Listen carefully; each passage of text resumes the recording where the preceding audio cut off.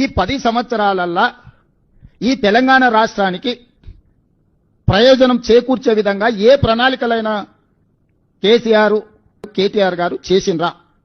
మేము సీతమ్మ బ్యారేజ్ కట్టినాం, Pusugudem pump house కట్టినాం, బిజ్కొత్తూరు పంప్ హౌస్ కట్టినాం, Kamalapuram pump house, Narlapur pump house, Anjanagiri reservoir, Yedula pump house, Yedula reservoir, Vattem pump house, Vattem reservoir, Kurumurthy reservoir,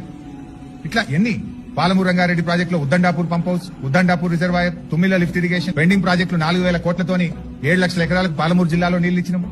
వరంగల్లో 2,000 పడకల సూపర్ స్పెషాలిటీ హాస్పిటల్, రాష్ట్రంలో 500 బస్తీ దవాఖానాలు, 3,200 పల్లె దవాఖానాలు, పంజగుట్టలో